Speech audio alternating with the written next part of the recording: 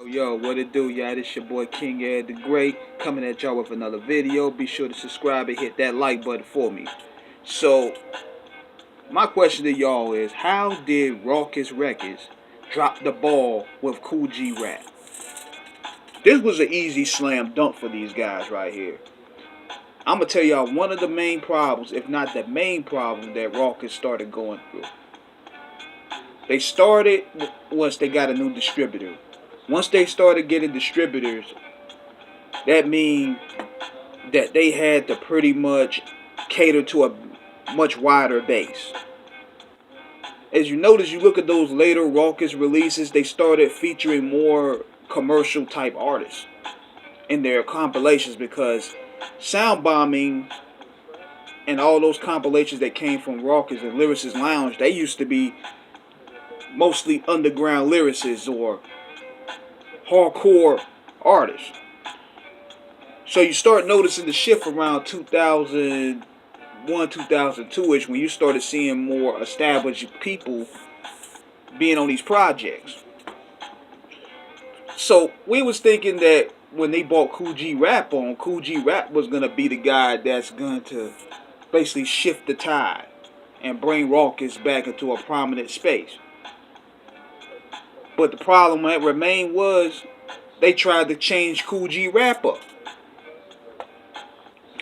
And the interview he did, he said, with his interview here he did with MV Remix, they asked him what happened with Rawkus.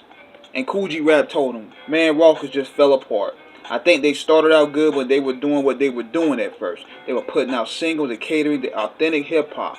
I think once they got a lot of money in a big situation, they went crazy with it.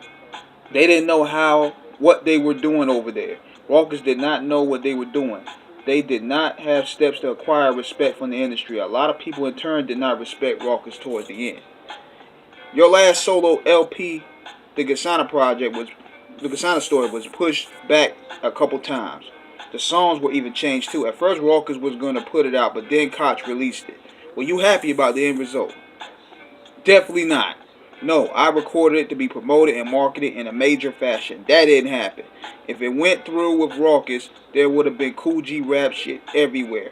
The promotion and marketing campaign would have been tremendous. Rawkus was not a label that was sticking by what they signed. They signed me as an artist for a certain reason. But when it came to put out material, they wanted to become a different artist. A lot of labels do that. People want a Ja Rule record or whatever's hot. 50 Cent came out muscular, so they wanted the last Imperial to get all muscular and show off his chest. This is the issue I'm talking about. Whoever is out and hot at the time, they hop on their it. This is what they expect from their artists. They couldn't tell me ish like that. Nobody could tell me to go to some effing gym and tighten up my abs. They knew they couldn't deal with Kool G Rap like that.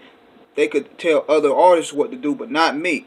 This is where me and Rawkus bumped heads. I'm a grown ass effing nigga, and can no two effing punks tell me what to do. And that's what happens, man. See, what happened with Rawkus was they tried to be like Def Jam. They tried to compete with Def Jam. And in the results, they start sabotaging their own artists. I think what happened was Mos Def's album went gold, which was great. Pharoah Monch's album went gold, which was great. Train of Thought went gold, which was great.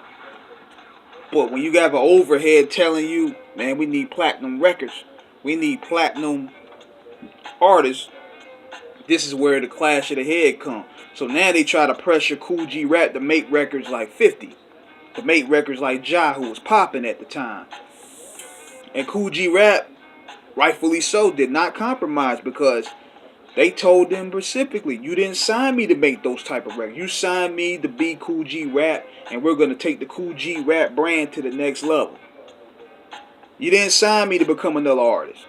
So this is where Rawkus start bellying up, and this is where the whole thing, which could have been a great comeback tool for Kool G Rap, imploded. That's exactly what happened, and it's sad to say because Kool G Rap is one of the greatest lyricists of all time. He deserves that treatment. That man has been, he impacted people like Big Pun, Chino XL, Big L, Kool G Rap is a legend, man. So Rawkus dropped the ball with that project. So let me know what you guys think. This is King Eric signing out. Holla at your boy.